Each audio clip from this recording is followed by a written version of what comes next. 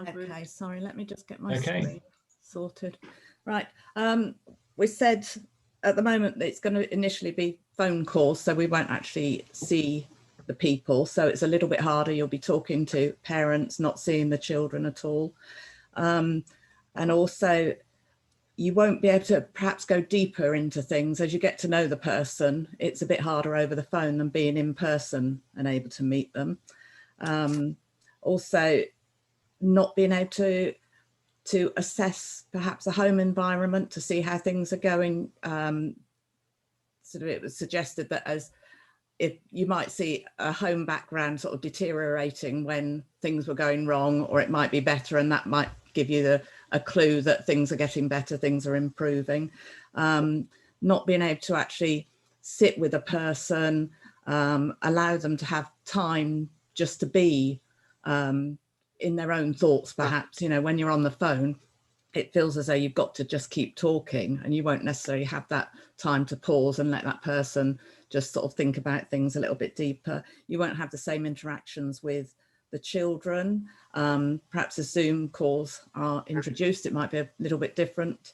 And thinking about open-ended questions to actually keep a conversation going so that it doesn't dry up and suddenly you're both on the phone with nothing to say. I think that was most of the things we covered. Yeah. Okay. Does somebody from my group want to? I'm conscious I'm doing a lot of talking, but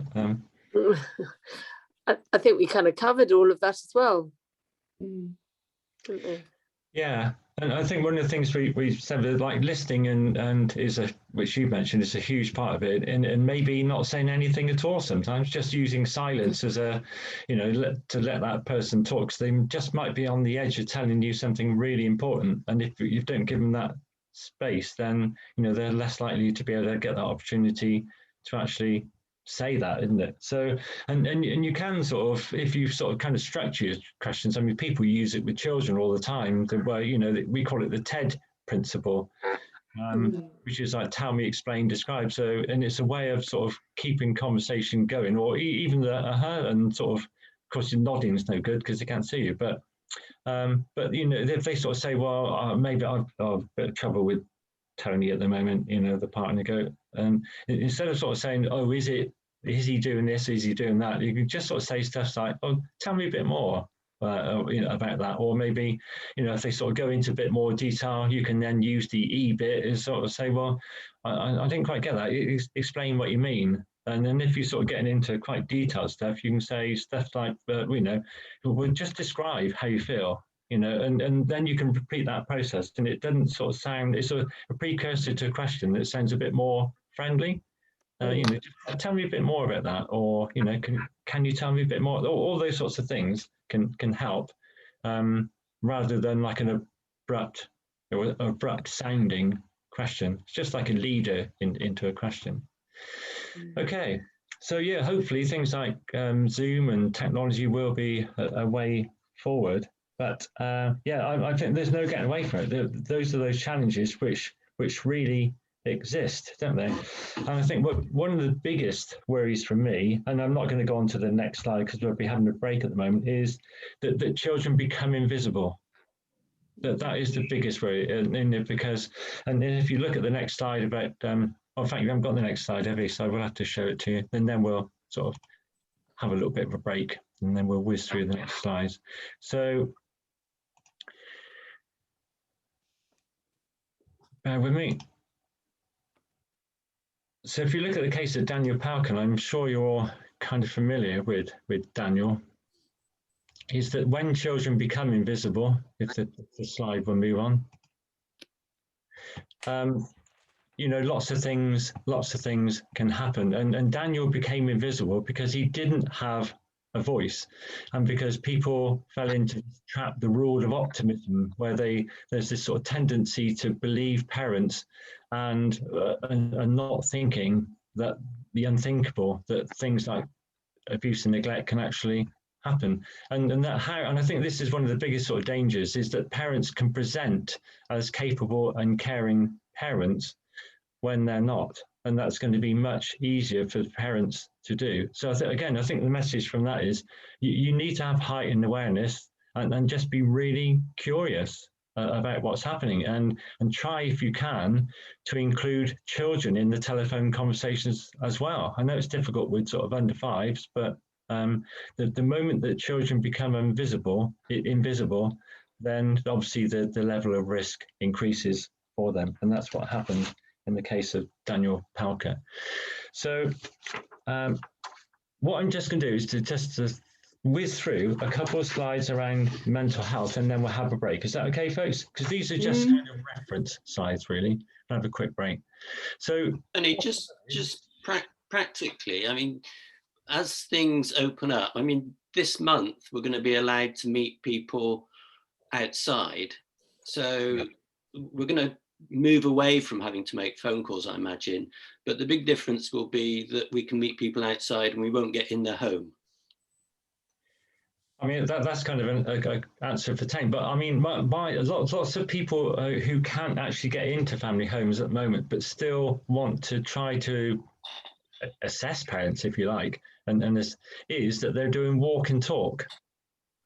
Have you heard of that? You must have probably heard of that, I suppose, Tang, have you, where they do walk and talk? Yes, we were doing that before, and hopefully, you know, we haven't, the trustees need to give us the go-ahead to do that, resume that again, but hopefully we'll be able to resume that again in the spring, with the spring and summer coming, and what the government guidelines, restrictions are lifted. So hopefully we'll be able to do that more, and you know, walk and talk, so you meet the family out in the community in the park or somewhere, and then go for a walk with the mum, you know, and then you can see the mum and the children together. Yeah, I mean, and that's a very effective way. And I think it's the strategy. If you can't see them face to face and in the home, you have to do the next best thing, don't you? Yeah. But I think certainly walk and talk would be good for first meeting and sort of building up relationship. I think that would be very useful. And we know at the moment that the mental health of parents is particularly serious at the moment, and it does affect parenting capacity, and we'll just briefly look at why. And I'm not going to go into all the sort of types of mental health conditions. I'm sure you're all aware of what they are, but sometimes we need to just sort of think about what can cause or affect mental health. And it can be all these sorts of things. And unfortunately, if you look at the current COVID situation, all of these apply, and we've seen an increase in divorce and separation between parents. We've seen a rise in unemployment, and we've also, obviously associated with that, we've seen a rise in financial hardship as well. And also lots of things where families were hopefully going to be moved into new housing and getting support from social care. That's dropped seriously. A lot of those things have been put on hold, and that's all building up. Those issues are building up for parents. So how can that affect their parenting? And again, these are just reference slides. We can sort of whiz through these. But what we know is it affects their emotions. They can show anger around their children, can lead to mood swings, which might frighten, confuse children. They might withdraw and be unavailable for children. Or they just might have so much on their own mind that these children actually become invisible to them within their own family. Or sometimes they might use the children as a source of support, which can make the children seem like a young carer for the parents. They may also start blaming children for the problems. They struggle to keep routines. They struggle to meet their own hygiene, their own children's personal hygiene. Sometimes they neglect medical care, and obviously dental care is much harder to access. They struggle to keep their homes clean. But what we know is without the support of people like Home-Start Kennet and all the other organisations, that effect will only be worse for parents and carers. And we also need to remember it can have an effect on babies and younger children as well. So what it means is that if they're experiencing poor mental health in pregnancy, you can get low birth weight in children. Children develops all sorts of problems, which are shown on this slide here. And irritable children can be a big risk. Those children who don't sleep very well, they tend to be more at risk from physical harm from their parents than children who don't experience that. So, as I say, they're just reference slides really, and I guess you probably knew a lot of that as well. So before we look at understanding risk to children. So I think some of the key factors in keeping children safe is knowing the child that you're working with, knowing the families that you're working with. That is massively important. Understanding their needs, understanding the risks. And sometimes we can understand the risk that they face from research. That research into serious case reviews highlight some of the high risk factors that children might be experiencing within the family. So that's what we're going to look at after the break. So you're okay for just a quick 5-minute comfort break? Brilliant, thank you. So see you back in 5 minutes. Or think that children say, oh, I know all about technology, I can sort of run circles around you, I know how to put privacy settings in place, but the NSPCC did some research, and what they found out was I think that it was the 13-year-olds, less than half of them knew how to put proper settings on, privacy settings on Facebook and WhatsApp and all these other things and TikTok. But most of them didn't really know, or they probably didn't really care because they just wanted to get on and talk to other young people. Quite wonderful in this day and age if they can't get out, but you know, there are risks, unfortunately, as we saw from those previous slides, and the age is creeping down, unfortunately. Okay, so what we do, we'll go back into the PowerPoint briefly. I'm just going to go through some reference slides to try to sort of illustrate the ages of the children who appear to be most at risk of harm and what they seem to be at risk from. So if I go back into the screen sharing, make sure that's clicked. Okay, so you can see that, yeah? Yeah. Brilliant. Okay, so we were just talking about children babies, young children who can be affected by poor parental mental health. So if we go a little bit further, what's the latest research? And you don't need to know the detail of this, but this is the document where it comes from. So it's a triennial analysis of serious case reviews from 2014 to 2017. And the criteria for serious case review is if a child dies or is seriously harmed, or there's a catastrophic breakdown in interagency working, there has to be a process called a serious case review. So what they found was, key themes was actually that the child protection system works very well. Generally, it works really well. What they found is the children who were facing the most serious harm, which is quite surprising, were those children who were not yet engaged with children's services and the child protection system. They were the children who were just under the radar, which is just the level of children that you're working with. So, you know, all those children that we see about who tragically read about when they die, the vast majority of them aren't known to children's services, not for any significant any significant harm anyway. And what they found was the neglect featured in nearly 75% in all of the reports they looked at. So what they did, and these documents are about 300 pages long, so I'm going to kind of abbreviate it, obviously. So then we look at the age of the children, and what does that graph, can you see that graph okay, or bar chart? So what it tells you is that you're most at risk as a child. You're most at risk of either dying or facing serious harm before you reach the age of 1. Gosh. And certainly before you reach the age of 5. So the biggest block of children is from the 0 to 5s. They are the children who are most at risk, and you can see it was broken down into either serious harm or death, and they break it down into male and female. And nobody's quite sure why it seems to be that generally boys seem to be either most at risk or they suffer the most harm. They're not really sure why that happens.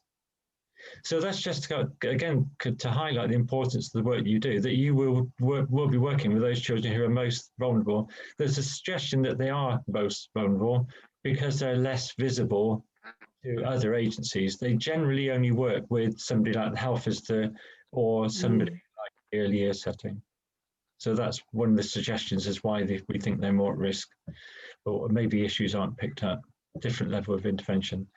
And just moving on, and to take account of that, what they've done in Wiltshire. So what they've done in Wiltshire to protect those young children. Now, there's a protocol. You don't need to know all the detail about this, but there is a protocol which tells people how to respond to bruises and injuries to children who are non-mobile, usually babies. And in most cases, when people come across injuries to children, and if you look at toddlers, they'll have dozens and dozens of bruises over them. And the vast majority of the time, people won't need to do anything about that because that injury will be explainable. These children are at such high risk that the protocol within Wiltshire is that anyone who fits this criteria, where they receive a bruise or injury, that must be reported to the MASH. It must be reported so that they can carry out an investigation. Because what they found is that children, before they die or get seriously harmed, in nearly every single case, there's been an incident where somebody has spotted a bruise on a non-mobile child or baby, which has appeared to be insignificant. So that's the risk. So there's always been a previous injury before that sort of fatal or serious injury. So that's why there's a protocol now to say you have to report any injuries to a non-mobile baby. Okay, so if we look at others, so they also looked at parental factors as well. And you can see there, when we were talking about the toxic trio earlier, weren't we, of domestic abuse, mental health problems for parents, and then alcohol misuse to there. And you can see that's why they call it the toxic trio. So what we're going to do now is just to explore what we mean by domestic abuse in a bit more detail. And if you look at the government definition, this is what it says. So it's any incident, pattern of incidents and of controlling, coercive, threatening behaviour, or just out-and-out violence or abuse between those people who are aged 16 or over. And it's got to be that they are in or have been in an intimate relationship, or they can be family members. So it includes now family members who control or abuse each other. That comes under the criteria of domestic abuse now. And whether it's a same-sex relationship, totally irrelevant. But it can be much wider than that. So it's not just limited to the physical abuse, but it can also include physical, sexual, financial, and emotional abuse as well. So if you look at coercive behavior, okay, that is much more difficult to actually determine. And it can be a criminal offence to behave in this way towards your partner. But what police are finding is that it's tremendously difficult to demonstrate and get evidence to prove that controlling behaviour is actually taking place. So any comments about that, folks?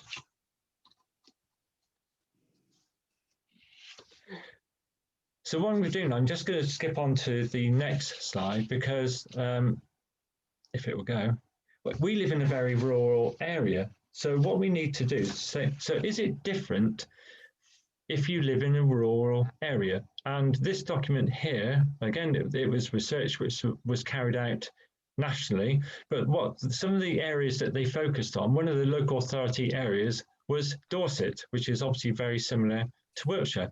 And these are some key facts which they come up with in this report.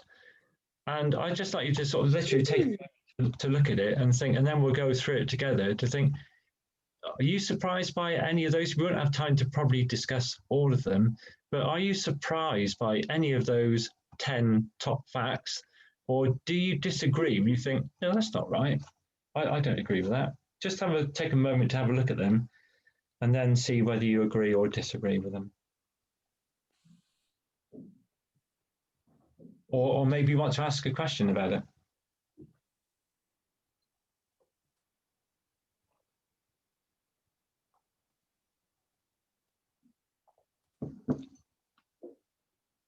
I'm surprised it says about close-knit rural communities facilitate abuse. That's the one that stood out for me. What they meant by that is that all of these other things, like where the policing response is largely inadequate, and I'd agree with that, that the more, what they're saying is more rural the setting, the higher risk of harm. That's because in some of the areas, there's access to firearms and things like that. And also the isolation means that, so all of this basically, probably I would say facilitate is probably the wrong word that they use, but these aren't my words. I think allow it to continue. I think that's what they didn't facilitate it, but it allows it to continue for longer and easier. I think I would have put in there rather than facilitate it. Yeah, I suppose they pretend it's not happening or push it under the carpet sort of thing. Yeah, because there's an awful amount of stigma attached with domestic abuse. And if you're sort of a respected member of the community in the rural area, maybe you sort of hold status or position, then, you know, it can be really embarrassing for the partner, and it can be really quite humiliating and really difficult for people to admit that this is actually going on, because there's a stigma attached to it. People think, oh, it only happens to poorer families, poorer communities. That's far from the truth. That is absolutely, it happens to everybody. I've dealt with high-ranking police officers, high-ranking social workers, military people. Domestic abuse cuts through the whole of our community. So you've got the more rural the setting, the higher the risk of the harm. I mean, is that in comparison to in a city, or it's Yeah, what they said within that was the fact that there's high risk of harm because, again, putting all these things together, there's access to weapons. People have been threatened and people have been shot. I mean, we've heard about sort of rural cases where the partner has been shot with a shotgun or something like that. And the risk that there's a higher risk of harm because of the isolation. It means that somebody can seriously assault the other person and get away with it because that person is less likely to be going into contact with other people on a daily basis. It's easier to isolate them. So I suppose I'm still not completely there. Are you saying that an extremely rural setting has a higher risk of domestic violence, abuse, than in a city area? Oh no, what they meant by that was, so to the type of harm that was being caused to the person and ultimately the children. So because it's more rural, then that sometimes the injuries to the person were more severe because the person inflicting the injuries knew that person wasn't going to be seeing anyone for a while. Yeah, I'm now with you, sorry. The level of emotional harm that they could do much, they could shout and scream and much louder. They could maybe drag the person outside and beat them up because no one's likely to see them. So that's what they meant by that. It was the risk of harm was higher, and also the type of harm was higher as well. That's what they found in this report. I mean, the other thing, I don't know how much you would agree with this statement. I'm from a farming background, and there's always been a stigma amongst farmers for never declaring they are having depression, mental health. And, you know, the reason that people would put to that in my world would say that for a farmer to admit that he's struggling, the first thing that happens when he goes to the GP is his gun license is taken away, which in itself is, you know, it's just horrendous for that farmer in their, not mine. So therefore, they just don't ever say I'm struggling. Yes, yeah, I totally agree with that. Yeah, I agree with that. Yeah, I would agree with that. Yeah, I mean, they sort of tend to think of farmers being tough, self-sufficient, cope with anything, don't they? You know, but farmers are human, just like anyone else, have the same emotions, and it has the same impact. Okay, but that's what that research found. So, you know, rural areas, the risk is higher and the response is poorer, sadly, which means it can go on. That's probably why it goes on for 25% longer. So it's just really to sort of highlight that, you know, if you're working with a family because they've been maybe stepped down from intervention around domestic abuse, just be aware of these issues, really, that, you know, it's probably going to go on longer, it's probably going to be more difficult to solve. So what I'm going to move on to now is to hopefully answer the question about BRAG. Now, you don't need to know all of this because a course on safeguarding thresholds is a whole day course, okay?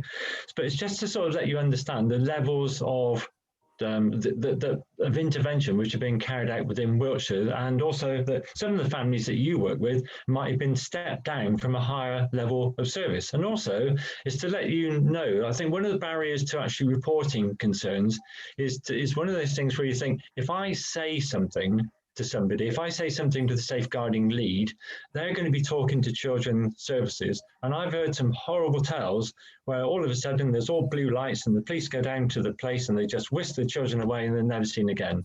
There are sort of lots of myths circulating into that. So people say, I'm not going to report it because actually I think I'm going to be making it worse for the children. And it doesn't seem that bad, so I won't say anything. This is just to let you know that there's a measured and proper process that if things are reported to children's social care, then they just don't go rushing in and children aren't just swept away in the dead of night and the parents are arrested. It just doesn't happen that way. That certain thresholds have to be met before certain things can happen. So I'm going to explain very briefly how this works in Wiltshire. Okay, if the slide will move on. So it was basically, the fact is that families and children, it's a multi-agency process. So lots of agencies got together, children, social care, health, police, got together and say, we need to give guidance to people so that they know how to respond properly to any concerns that they might have about children and young people that they're working with, to make sure that we're all on the same sheet. So they came up with this system. So now, if anyone's got concerns about any children at all, then instead of trying to hunt around to try to find all the various departments within children's social care, they developed this MASH, this multi-agency safeguarding hub. So if you call the MASH and you speak to somebody, it won't be a social worker, it's going to be somebody called an information officer. They say, I've got concerns about this child.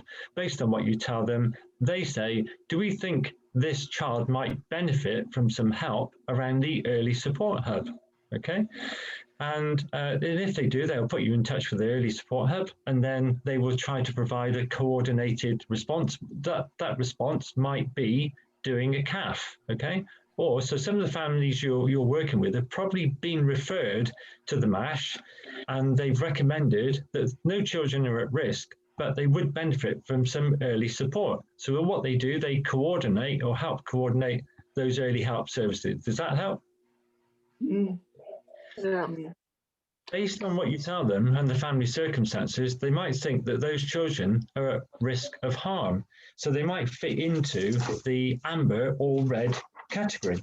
So if that's the case, they put you through to the safeguarding team and you discuss your concerns, and they try to help in identifying which is the right response, whether police are going to be involved, children's social care, whether there's going to be a strategy discussion or a strat.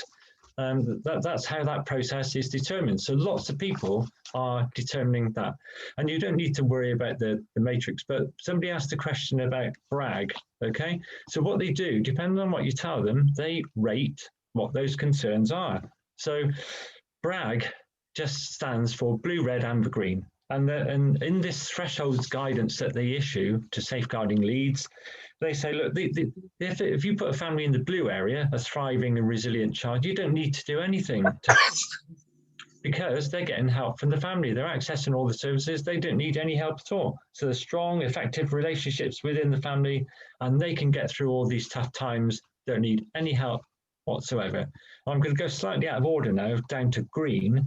So if that family is identified as a family who are generally resilient and they've got good relationships, that they know what they want for the children, but they just don't know quite where to go for that help. And then they maybe haven't got the resources to pool it all together. So they're rated as green, and they're called a child and family needing help. And that's probably the families that you're working with most of the time. They're those families who are down at that sort of level of help. They know what they want, they know what's good for the children, they just don't know quite how to achieve it. But there's no risk. But there are other families where they're living with high levels of stress, things are really tough, it might be about the child's behaviour, money might be an issue, it might be trauma, crisis within the family. And what's happening is in that family that they're just about getting by, but the children aren't thriving. And what we know is there will be a significant impact on their health and development later on. And they're going to be bouncing in and out of services all the time. They might go to child in need, child at risk level. So they need the specialist intervention of children's social care social workers. So they would fit into that amber category.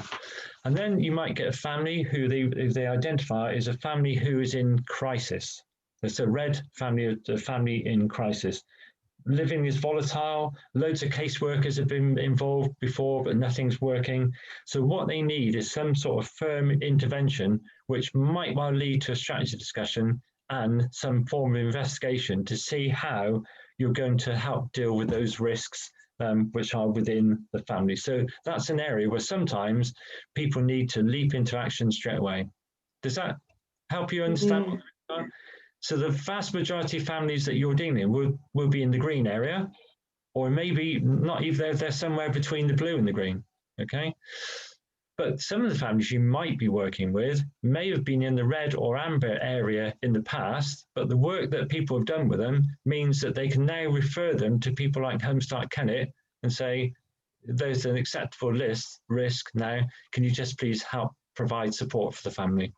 So that's why I was saying earlier on, it's probably useful for you to know all of that terminology so that if they say to you, this child has been at sin level in the past, or has been involved in a ICPC, you'll know that at some point in their life, there was a higher level of risk.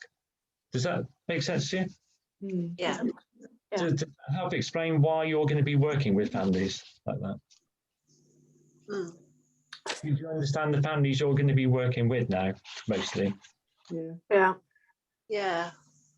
Okay, so don't worry. If there is a process to go through, so if a child is thought to be at risk of significant harm in that assessment that they carry out, then the local authority has got a duty to initiate this thing called a Section 47 inquiry.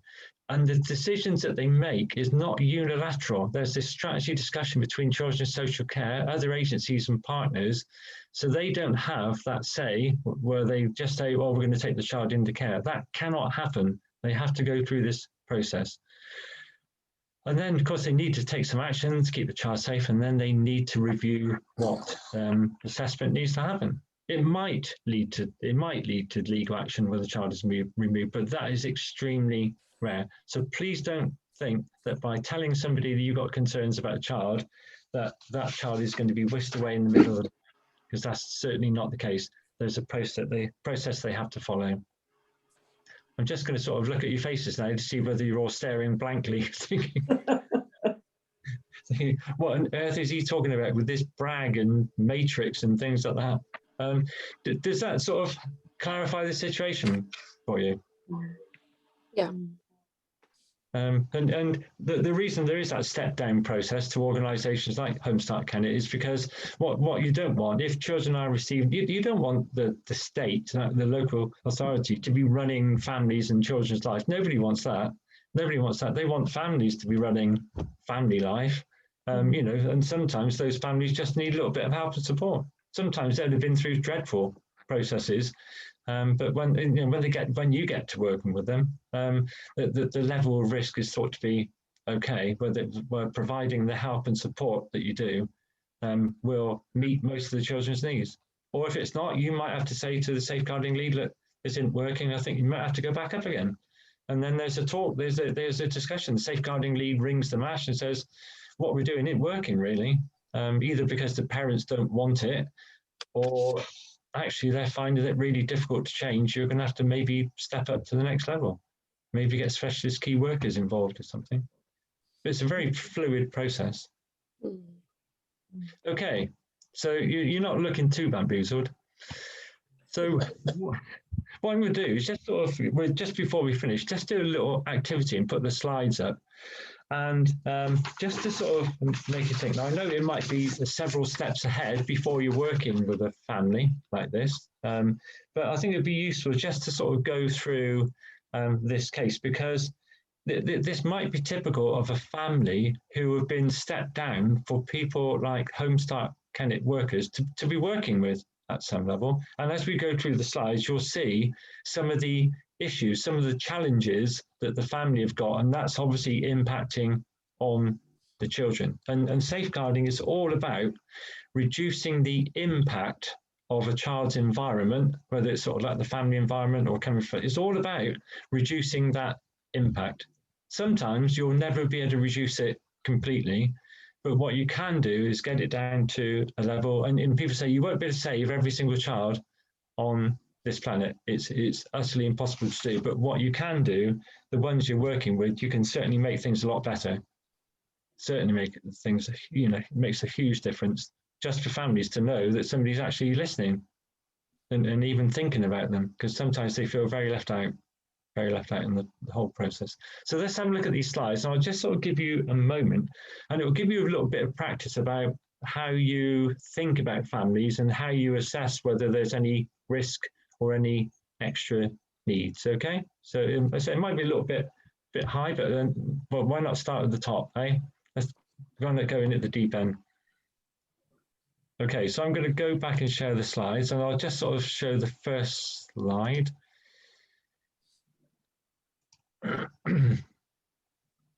Okay, so can you all see that slide? Yeah. Okay, so if you've got trouble reading it, I'll read it out as well, because it is quite small. So this is about Maria and Dave. So they've been in the relationship for just over 2 years. Dave left the army 3 years ago, and he was getting into debt. He was made homeless, and then he moved into Maria's flat. Then Maria had 2 sons by previous relationship, Simon, who's 7, and Alfie, who's 4, and Dave himself has got a 12-year-old daughter, Anna. Now, Anna stays with them alternate weekends. Situation now is that Maria is 6 months pregnant with Dave's baby. So they're starting a new family. And at the moment, they live in a 2-bedroom housing association flat. Unfortunately, there have been several warnings issued to Dave and Maria regarding some antisocial behaviour, and they're potentially at risk of eviction at the moment. It's not happened, but there is a risk it might happen. But Dave has got a history of alcohol misuse and has received treatment for his drinking. He's told workers in the past that he's taken medication for anxiety and depression since leaving the army. Now, Maria, when it comes to childcare, Maria usually takes Simon to school in the morning. Dave collects him in the afternoon. Him in the afternoon. Both Dave and Maria attend parents' evenings, and they go to other events at the school. Both boys are looked after by their maternal grandmother several evenings a week, and this helps when stress levels build up. Lately, there have been some arguments between Maria and Dave. And Maria's got some extended family that live in the area, and they also sometimes look after the boys. And what's happened recently is that workers recently noticed some old bruising around Maria's cheek, and they mentioned it to her. And she says that she bumped into something. And Dave's now drawing the conversation, and he backs up what she says. So with anything, we try to look at the family's strengths, first of all. What's their ability to keep the children safe? But can you identify any safeguarding issues in there that you would want to talk to somebody about? Whether they're current ones or whether they're potentially emerging issues that the family might be facing that you think might be a problem at some point in the future. So just have a read of that for a moment, and then we'll go through it as a big group. But feel free to chat to each other while you're just taking a moment to think about it.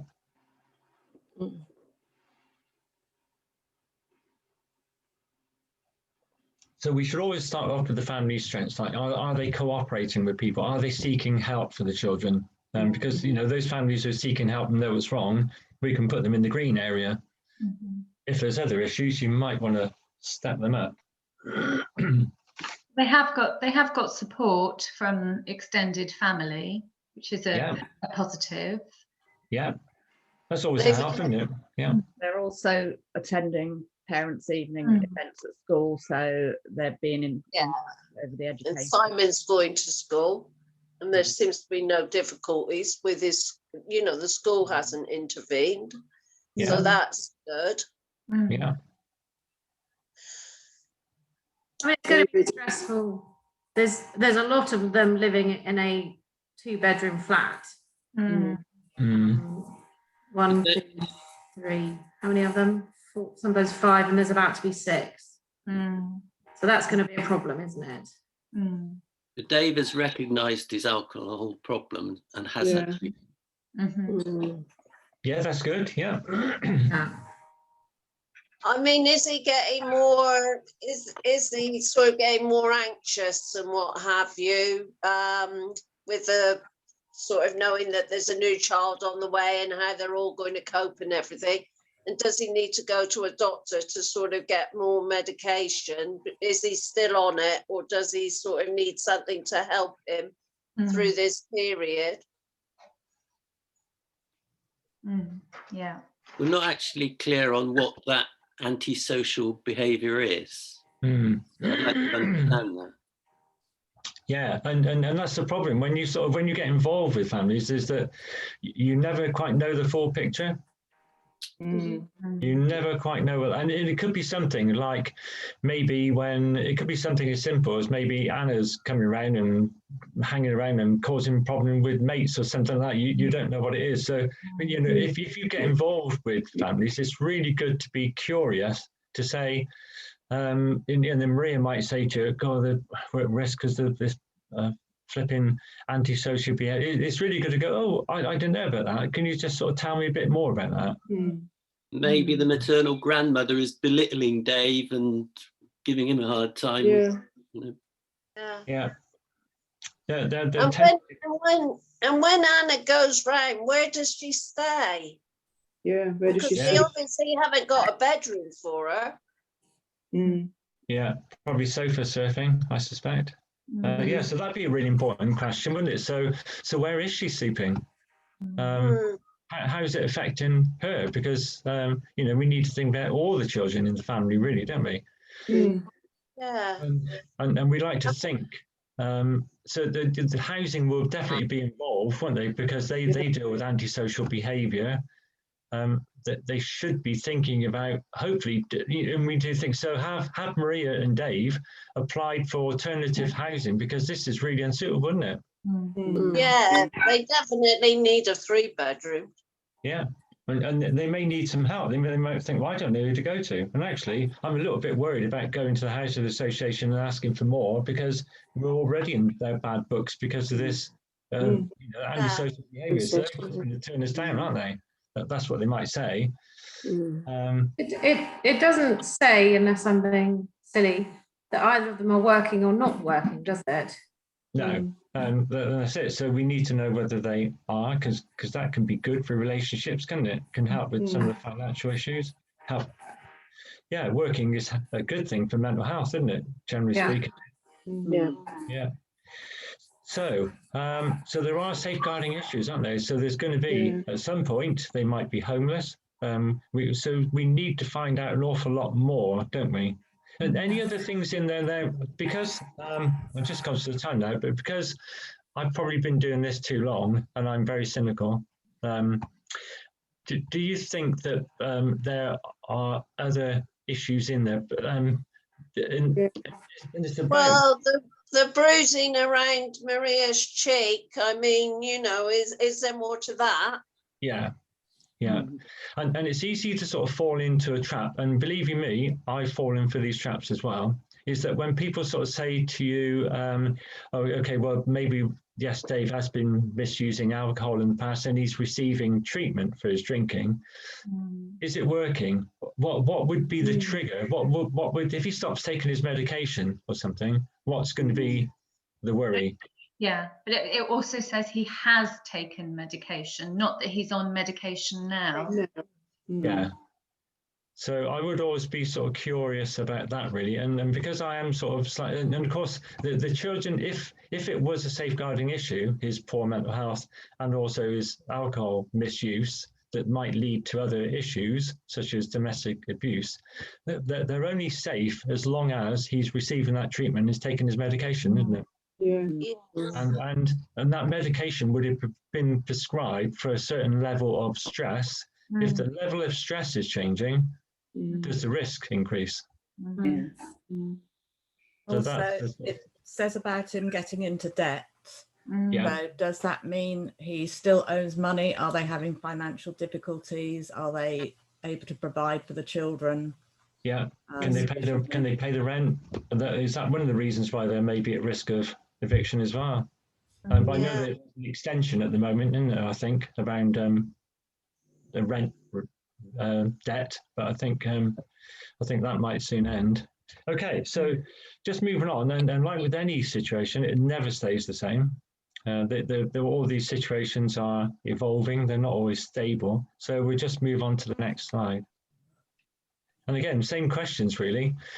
Are there any new strengths which have sort of developed, or do you think the risk level has increased? Or is there anything else that you're worried about? Any safeguarding issues?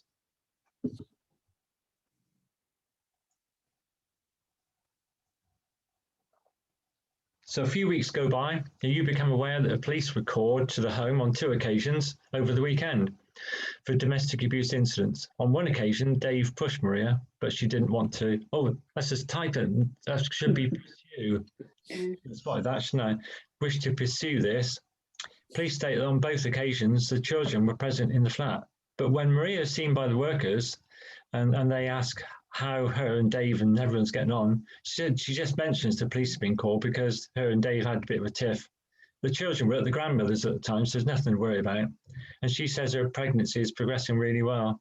Simon had been doing really well at school, but his schoolwork has deteriorated recently. He's been prescribed glasses, but he doesn't wear them. As Maria says they're broken, she can't afford to replace them. Simon says he's worried and can't sleep when Dave shouts at Mummy. They're not being honest, are they? No. About what's going on? No. And I thought that with children you didn't have to pay for the glasses, or am I wrong? No, No, you right. don't. No. You don't have to pay. So is it, so something's affecting the parenting, isn't it? So is it all the stresses? Is it the worry about pregnancy? Is it domestic abuse that's affecting it? So, and it might well be that it's still okay for people to sort of work with Maria and Dave at like the lower level, because lots of families do this. But it, again, what it would need to do, the sort of monitoring, I suppose, would have to really be stepped up, wouldn't it? Yeah. And I think what worries me as well is Maria's reluctance to tell people what's really happening. Yeah. And I think the strategy would be to try to get her out if you can for like a walk and talk thing, because clearly she's not going to say anything in front of Dave, is she? No. Because if you look at the previous slide, that when Dave is around during that conversation about the bump on her cheek, he just backs the story up, doesn't he? Yeah. So yeah, I'm a bit worried about her being pregnant and then him sort of hitting her when she's pregnant. And is she getting all the advice and everything regarding her pregnancy? Is she turning up to appointments? Yeah, and with domestic abuse, it's not just the threat to unborn children. It's not just the threat of the physical injury, but there's so much research around which is still developing. And what they found is that, you know, children can hear stuff in the womb, can't they? They can sense things. They can, and the levels of stress in the mum induces all sorts of changes within the baby, but hormonal changes, which and they've now realised that brain development can suffer, you know, before the child is born, and even physical growth is affected. So children who are experiencing domestic abuse even before they're born, their brains tend to be smaller. They tend to be less well connected, you know, the sort of electrical connections, and they seem to be not so healthy and physically not so large as well. So, you know, they've only just sort of found that out the last 10 years, I suppose, really. I think they probably all suspected it anecdotally, but the research is there now to say that it plays a massive part in the child's development even before they're born. Just for all sorts of things. I'm not a doctor. I don't understand all the full reasons, but I just sort of read the report. And it could well be that actually you'd still be working with Maria and Dave at this level, you know, because as long as they sort of cooperate. But I think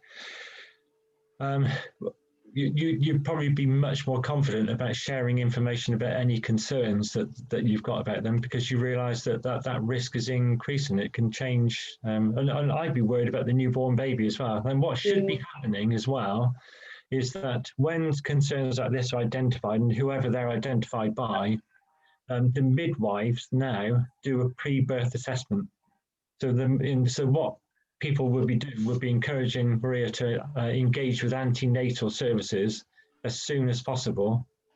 And we don't know whether she has, because that midwife will start working with them and try to sort of minimise the impact. And they will look at how they're going to provide services when the child is born. And they might step it up a level, but you still might well be involved with this family and providing all that kind of support, especially if they're, they've got to be rehoused or something. They're going to probably need a lot of help with that, aren't they? So, but yeah, I'm glad you identified that, you didn't sort of fall for the wall of optimism, and just believe what parents tell you, because that is a common feature. That is a common feature in safeguarding, that people tend to think the best of human beings, and they tend to not to think the unthinkable. And we've all fallen for it, believe me. No matter how experienced you are, you can still fall for it. Parents can be very convincing, very convincing. Okay. So the last couple of slides, I'm not going to go through them, but the last couple of slides are probably more for Tang and sort of designated safeguarding leads. It's just a reminder of who to contact if you've got concerns. So if you've got concerns about a family, which you think I need to speak to somebody to escalate those concerns because something is drastically changed, then all those reference numbers are on the back there as well. And it's also got links to all the Safeguarding Vulnerable People's Partnership. And there's also a link to a little plug for the Children and Families Voluntary Sector Forum as well. Try to encourage parents to use that, because there is an awful lot of resources there. And I'm not sure if this is quite a very new website. Tang, are you aware of the Wiltshire Together website? Have you heard of that? Yes, we have, yes. Yeah, that's something that's been developed by Amber Skyring at Wessex Community Action, isn't it? So what they're doing is, and it's much broader than the Children and Families Voluntary Sector, because that focuses on extra help for children and young people. But the Wiltshire Together covers everything from, like, social events, which parents might, when things change, parents might well want to get their children to, or everything might seem a really small thing, but it can really help reduce all those stresses. And what we know is stresses put children at risk. Where it came from. We're on that platform, Tony. Home-Start Kennet and Home-Start South Wilts are both on that platform. Brilliant. Yeah, it's developing, isn't it? It's really good, isn't it? It's sort of growing all the time. Yeah, they'd be a great resource, yeah. To bring families together, like you said, Tony. Yeah. So that just leaves me to sort of ask any questions. Did you have a question earlier? I bet you said you wanted to ask Tony about me. Yeah, how he. Yeah, I just how do you? I mean, you must have seen so much. How do you compartmentalize it? I suppose. How do you sort of get back home and also still have faith in humanity? Just after you've seen such horrific things.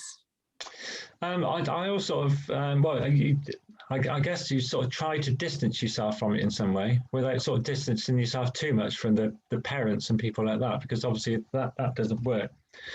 But we used to have a very good support network in the police. They every 6 months we used to call it a checkup from the neck up. Where HR sort of offered you a service where they would just come in and say, do you want to talk about anything? But we didn't sort of turn them down. But what we found was that we sort of got solace from talking to each other about things. And that was because I think people from HR didn't really understand the job that we were doing. I didn't sort of mention it because I didn't want to depress you, but I was involved in child murders, like the Zoe Evans murder at Warminster. Remember the little girl back in 1997? You remember the day, the 11th of January, 1997. That's how sort of impactful it is, killed by her dad. And also the sergeants on the CATE teams, the child abuse investigation teams. Unfortunately, they go to unexplained deaths of children, so which primarily, sadly, involves under ones.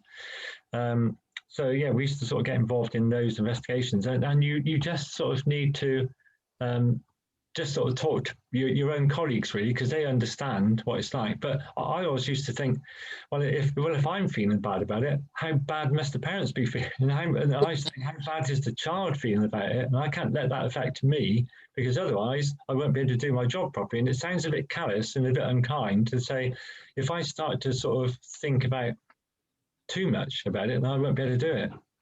And it sounds callous that you have to, and I guess people say in like A&E doctors, don't they, that they see horrific things and they just distance themselves from it. But what they say is that they couldn't possibly work on somebody who they know. That's totally different, isn't it? And I think because you don't know the families, that's how you're able to slightly set that distance apart. But always used to try and think, have we done any good? Have we done any good for the children? And that's trying to focus on the positive side. You're never going to make everything okay for the child, but certainly you can make things a lot better. And I think that you have to be sort of realistic with the work you do as well. That, as I said, you won't save every child, you won't save every family, because some of the issues that parents have got, there's lots of research around now, something called adverse childhood experiences, which to people like us, we've always known that whatever happens to you as a child affects you, childhood lasts a lifetime, doesn't it? Yeah. It doesn't end when you get to 18, it carries through until the day you die, everything about your childhood. And just to think, well, and what they're realizing now, that these parents sometimes have issues because of things happen to them in childhood. Well, if you can reduce some of the things that happen to them in childhood, hopefully, they'll be better parents. But you will make changes. Some of them would be huge changes, some of them would be small changes, but everything you do will be positive. And I think of that note, thinking no matter how bad it is, it's always going to be a positive for the child. Does that kind of help you? Yeah, definitely. Yeah, just trying to when you go home at the end of the day, no matter what you've experienced, think, I think we did a good job there helping that child. And that's the way to look at it, I think. Yeah. Thank you. Okay, well, you're all stunned into silence. So, the thing I've got to do then, we've got to get certificates for you, and then I'll send a PowerPoint with the answers on it. Okay, that'd be brilliant. Thank you, Tony. And then we'll send it out to everyone. Yeah. Sorry we've overrun slightly. Sorry we've eaten into your homework time. I bet they're not. No, I bet they're not.